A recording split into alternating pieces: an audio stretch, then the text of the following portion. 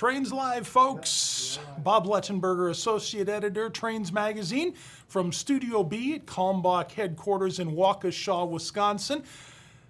You know what? We probably all remember playing video games. Okay, now for me, Pong, remember the one where you had the two little paddles and the little dot that went across the screen? I couldn't get that, all right? My little brother tried playing basketball with me, video-wise. Okay, Frank's a big ball player, and it just stuffed all over me. Train simulators. The railroads use them today for training. I'm going to tell you what. One of the last times that I was in a train simulator, I was on the Union Pacific. I was going through Missouri, kind of the sawtooth pattern there in the northeast part of Missouri. My train went uphill, went downhill, then came a curve. I went that way, my train went the other way. Me and video games, not something that goes together. But I tell you what, today we got a story about a video game that, I'll tell you what, I think I got to try this thing. I think I've got to be brave enough to get out there and do this. Some of you might be familiar with Train Sim World. It is probably one of the premier train simulator games that you can get into. In just a few days, September 6th, they are going to be releasing Train Sim World 3. And if you're into games, or even if you're not, go out and look up some of the information on this. This thing is, man, this is incredible. Just the previews that I've seen, it is as close to probably running a real train as you're going to be able to do on your computer. Now, today, we are talking with some of the folks from Dovetail Software. They are over in England, and they're the ones that developed this game. And with us is Joe Rogers. Joe, how you doing tonight? Tonight over there by you fine, guys. thanks, Bob. Okay, listen, Joe, before we get into Train Sim World, as I was looking at what you folks do, I noticed you've got Train Sim World, but you also have Bassmaster Championship Fishing. How do guys that do train stuff also do Bassmaster Fishing and in England? Okay, I mean, the last time I checked, there's not a lot of bass fishing in England. So fill me in on that to start with. Sure. Well, first of all, hi, Bob, and hi to everyone watching. Pleasure to be on the show. So yeah, a bit of a strange one. I do understand. So fishing, trains, how do they come together? So Dovetail Games, it's worked on the simulation genre of video games for a long time, over a decade now. It's a genre that grew from other companies' games like SimCity, racing games like Gran Turismo. And Dovetail Games aren't responsible for either of those titles. But the genre has grown and grown and grown over decades. And the more that it's grown, the more different things that people have wanted to see simulated. So at some point, someone had the great idea of wanting to simulate railroads and railways. And so that's exactly what Dovetail Games did. Matt, who hopefully will be joining us shortly, he'll be able to give you a much more deeper history of the company and how the initial railway simulation product that we produced became the Train Sim World that we know today. But one of the other arms of development that our company has taken is fishing titles. So we had a game called Fishing Sim World, similar name to Train Sim World. And then we also had another version of that called The Catch. And that was all about simulating fishing in a wider bunch of territories. So the UK as well as Europe, where things like carp fishing is very popular. And then we got this opportunity to actually jump onto the license of the official Bassmaster series, which I know is a massive sport in America. I've been trying to follow it as much as I can on the internet. Obviously, I've not had the chance to go to an event myself, but it's a huge sport. And we wanted, with the expertise we had from our previous fishing simulation games, apply our expertise, if you like, into that massively popular licensed sport to see whether we could bring a real simulation of the sport to our players. Sure. Okay. So you basically landed in a couple of niches, even though they are disparately apart. That's respectable. Hey, before we go on, I want to remind our viewers, folks, if you're watching us on Facebook Live and you have a question, Vince is over here monitoring our Facebook page. Type in your questions. Hey, just even let us know where you're watching from. We'd love to hear from you. And if we get questions along the way, we'll take and stop and see what we can do to answer those for you. So, Joe, Train Sim World 3. You know, this thing is just, I look at it and it's like, wow, this is incredible. This has got some I mean, high power graphics to it. It looks virtually like you are sitting in the cab of some of these locomotives. And I guess if you can even shed a little light, how are you guys achieving such a degree of realism? How, you know, kind of what's the process for you to go from, hey, let's, you know, do a new release to, man, this is how cool this thing looks? I mean, it's been a long story of development over, as I say, over a decade now that we've been producing these railway simulation products, primarily for PC, desktop computers, laptops, that kind of thing, mainly through a platform called Steam, which some of your viewers might be familiar with. But over time, as technology has advanced, obviously we've had the ability to really follow that path, if you like, and get on board with things like consoles. Train Sim World is available on consoles, PlayStation and Xbox, which is obviously a totally different area of technology where there's much more computing power and the ability to make use of graphics and graphics engines and things like that. So over the years, our development has just kind of followed through to ensure that we're always keeping up to date with that technology. And so when you look at some of the original products that we made 13 years ago, and actually Train Sim World 3, which we've made now, and the level of detail that's in that, it's just a case of making use of the software, basically. In terms of actually how we recreate that detail, I'm hoping Matt will be able to go into, you know, some real in-depth for your viewers as to exactly how we recreate the locomotive cabs, the track, the environments, the rolling stock. But it all comes down to basically whatever we can get our hands on and whatever we can do to recreate the passion that we all have. Because ultimately, on the train side of the company, we're all rail fans. We're all rail enthusiasts. We all go and visit heritage railways here in England. Some of us aren't based in England. We're based elsewhere in the world, and we love the railways that we have in our own countries. So anything that we can do to bring that passion that we all have into the game, and therefore into people that are playing it, you know, the more we will try and do that. Cool. Now, you've got train enthusiasts, so I mean, where we're working here at Kalmbach with Trains Magazine and Model Railroader and Classic Trains, all of our Tracks Group publications. Okay, so we've got train enthusiasts on both ends. We're doing publications. You're doing a game, but take a step back for a moment. If somebody is walking up to Train Sim World for the first time, what should they expect? What are they walking into, really? So in many ways, you can look at this as another arm of the railroading or the railway hobby. Some people, when they get into trains, they get into photography. They like to actually be out there in the real world. They get to snap the long freight trains over in the States, or if it's here in the UK, some of the steam rail tours and excursions and things we have here.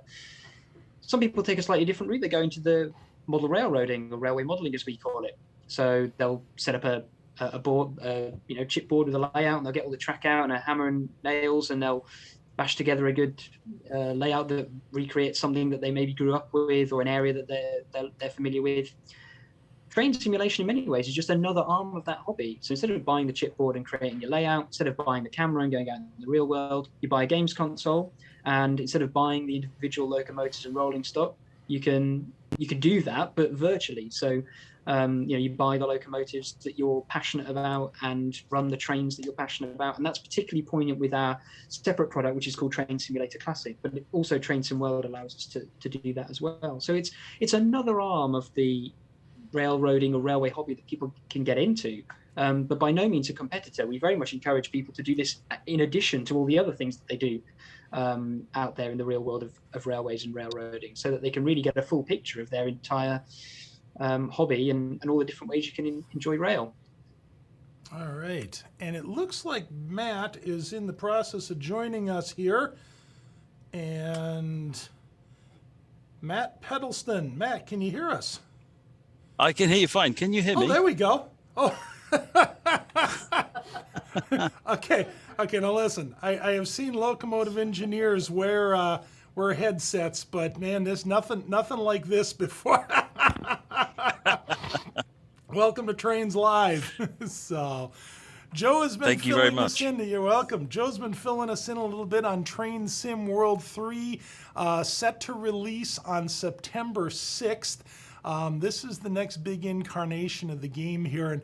And Matt, I want to kind of pick up where I was chatting with Joe here. It's the Train Sim World seems to be another extension of the rail enthusiast hobby. Joe was mentioning some folks like to do photographs, some folks model. We've got some folks that actually, will play games. Train Sim World 3. In the game, how close to reality is this? I mean, if we're out looking at trains, okay, we see a train go by, there's the real thing. If we're modeling, we've got some room that we can freelance, go our own way. Where does the game land? We aim for as much realism as possible. Sorry, I'm hearing myself back and it's So yeah, we aim for as much realism as possible. We have the same wiggle room. It's still modeling, so we can take. Sometimes we can't get all the answers we need, and you need to get creative to fill in the gaps. We did a model of Canadian National GP9 RM, and we couldn't find any pictures of the interior. So the team literally had to make it based on the best knowledge they could. Okay. Right. We've seen a whole bunch of different GP9s and tried to work out what it would likely look like, what Canadian national cabs quite often look like, and kind of bridge the gap there. Obviously, wherever we can, we're going off the real reference, and we try and make it as close as possible. Okay. So you led me right where I want to go here, and that's research and the reality of what you're showing. In the new version 3, routes over Cajon Pass here in the U.S., Kassel to Würzburg in Germany, London St. Pancras Station to Faversham, and I hope I pronounced those all correctly. What kind of research did you do to figure out what those routes should look like in the game? So we've got Google Earth will provide us quite a lot of the base data. We've got cab ride references. There's tons of those on YouTube or that you can buy on video. We've got people we talk to who might be on the local railroads. And there's quite a lot of documentation if you go digging for it. Okay. So which tell us some of the technical side of things. So what signals are and so forth. So it's kind of this wealth of different resources and bringing them together, trying to fill in the gaps again with as many photographs as possible. Again, what you're left with at the end of the day is kind of most of it's well covered, and then there's some gaps, and you need to use your experience and expertise to say, this is probably what goes here. Sure. The rocks in a certain area look a certain way, and so you just replicate that. It sounds like a lot of the research that you do is very similar to what someone writing a story for Trains Magazine would do, or for researching for building a model railroad, or even for a museum exhibit, which is that's very interesting to me, that we're kind of thinking along the same page, same line, but coming up with a different product at the end. Now, a couple of things that really caught my eye in the new release. Enhanced weather.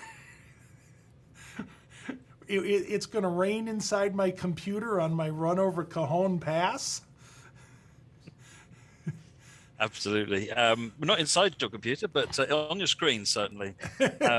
So what this means is, so it's dynamic. What we've got dynamic weather now, which means that you might start in San Bernardino in blazing sunshine, and as you start your ascent up the 2%, the rain starts. The clouds coming in, the rain start to come down. And because of the way the temperature is, a certain point way up that gradient, that rain is going to turn to snow, because it's obviously getting colder as you're going up the grade. All right. Because we manage temperature as well based on the temperature. Okay. Based on the altitude. So we factor all of these things in.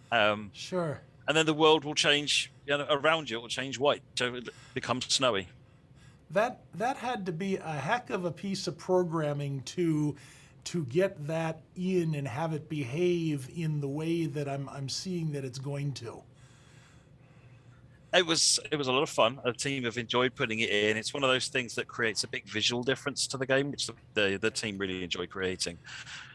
There's things that we do which are really under the hood, like where we change the adhesion physics and so forth, and the detail behind the semigraph system which powers the trains.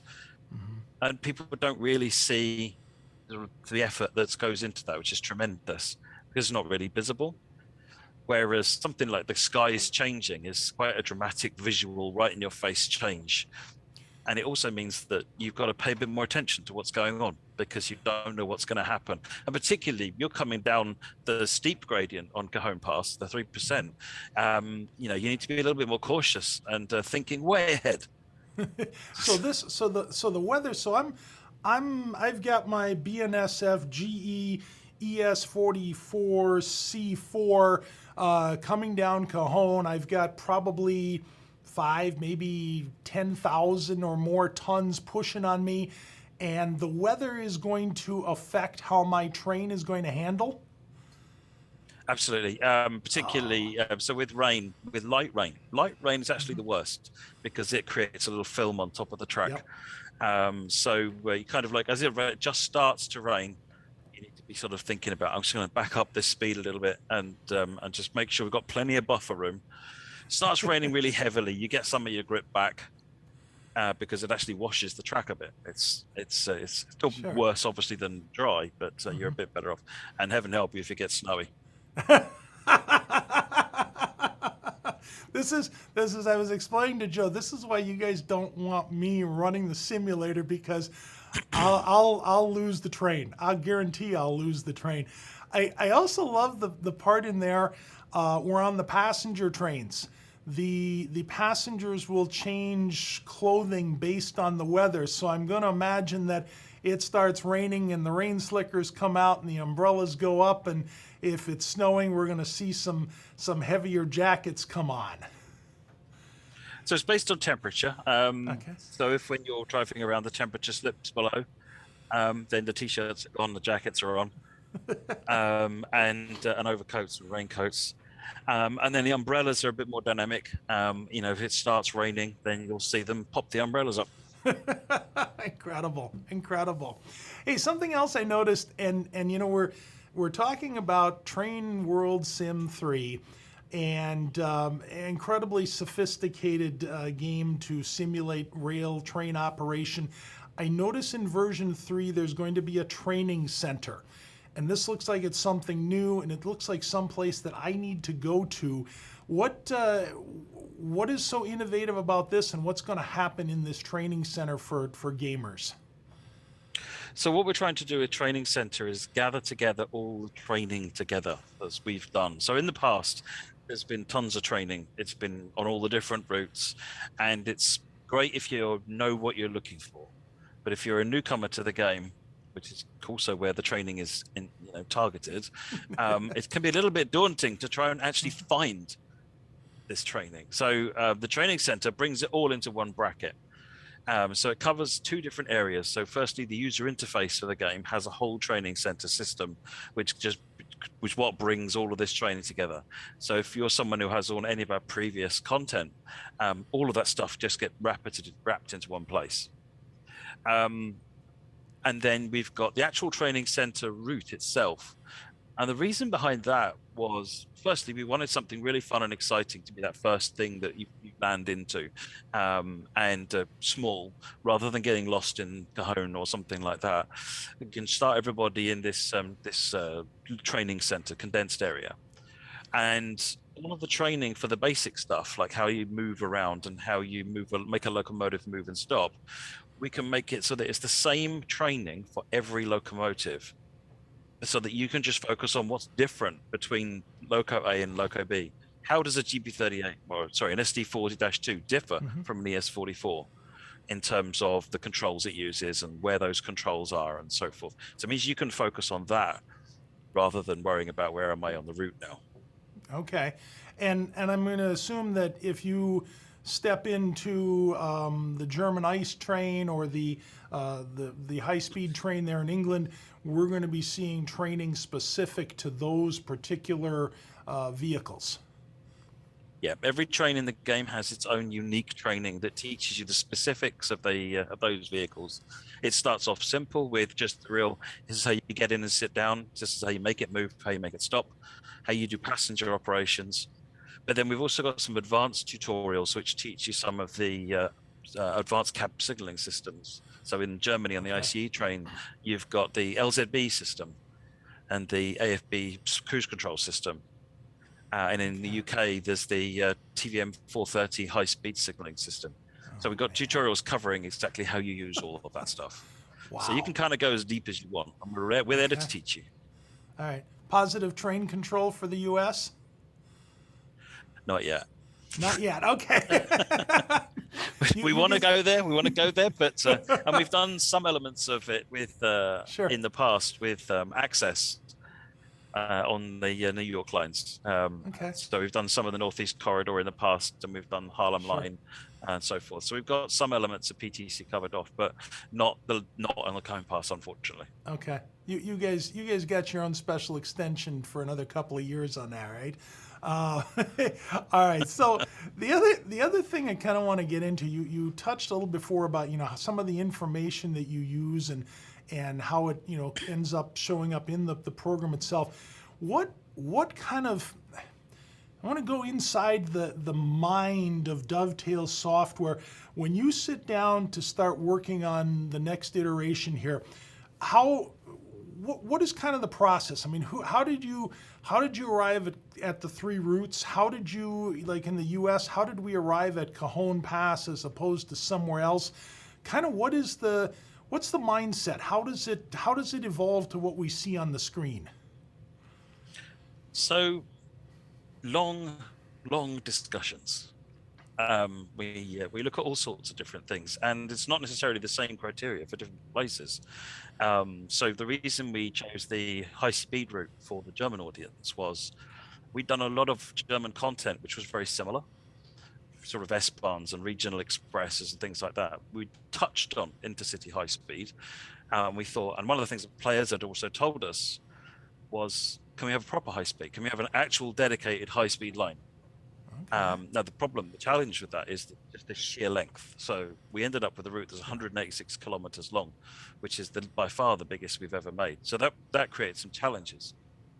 We'd also been said, hey, when are we going to get the ICE1? We've got the ICE3, but the ICE1 is the leader of the pack. So kind of like this two gelled together because the ICE1 runs on this route as well. So that's where we get to the German audience. For the States, we've got the BNSF license all organized. There've been some challenges with that in the past, and that's now all straightened out.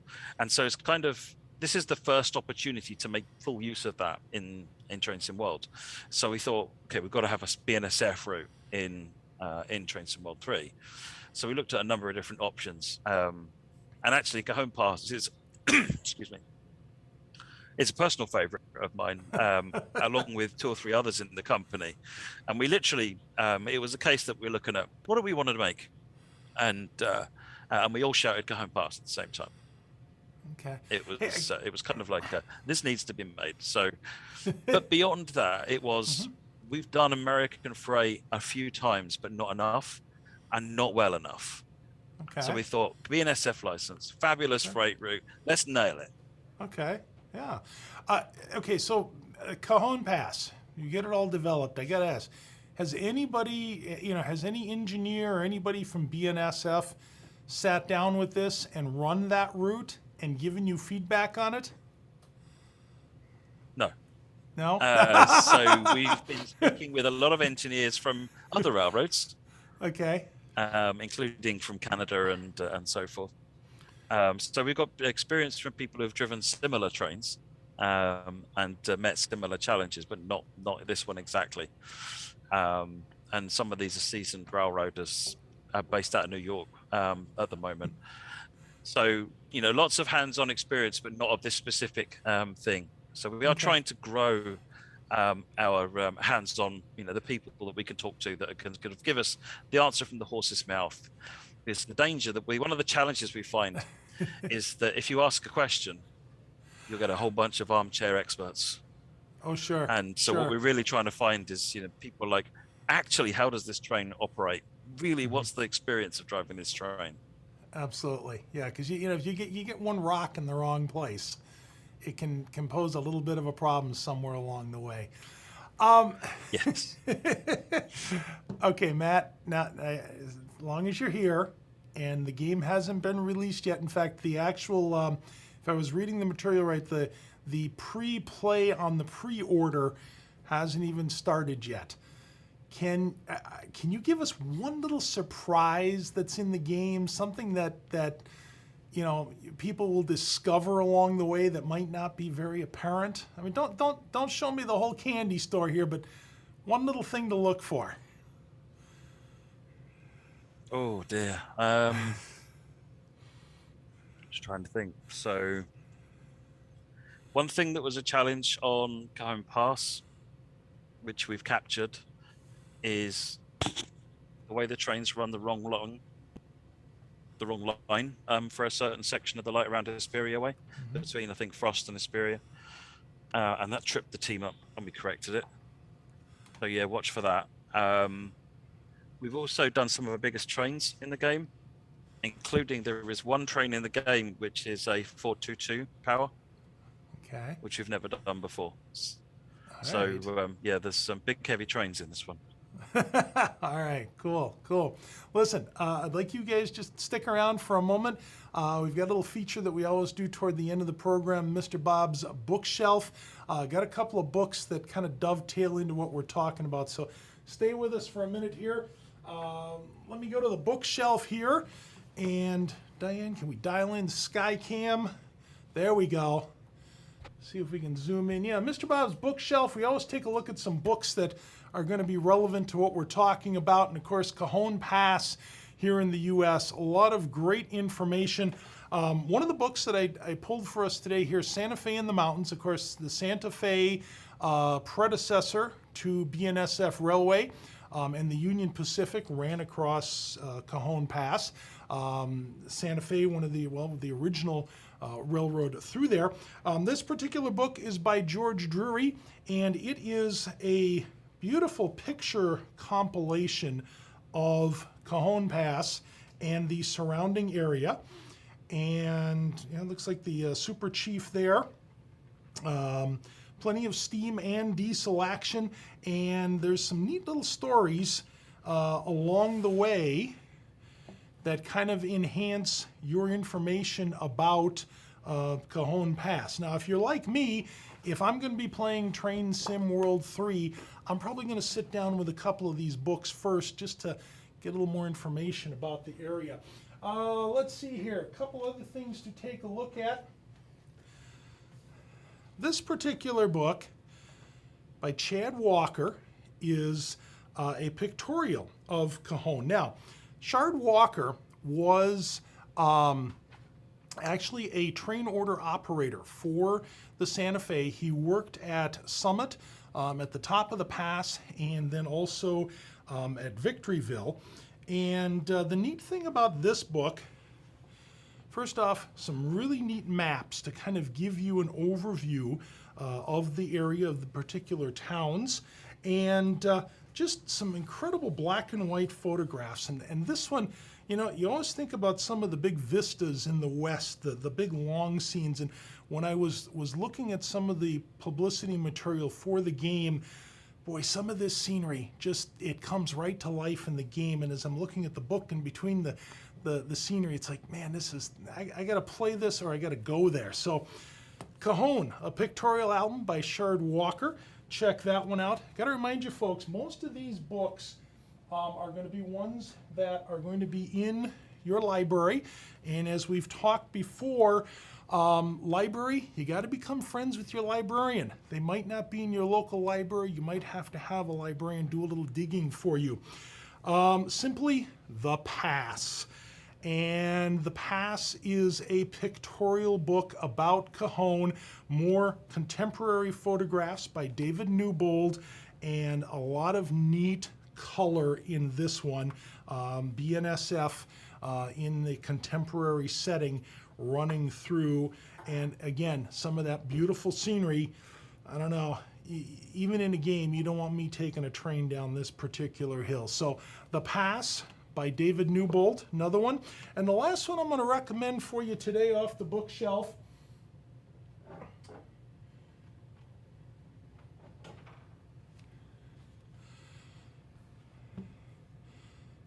BNSF Railway Southern California Style. A look at Cajon, Tehachapi, and the Mojave Desert. And the neat thing about this book, this one has technical information.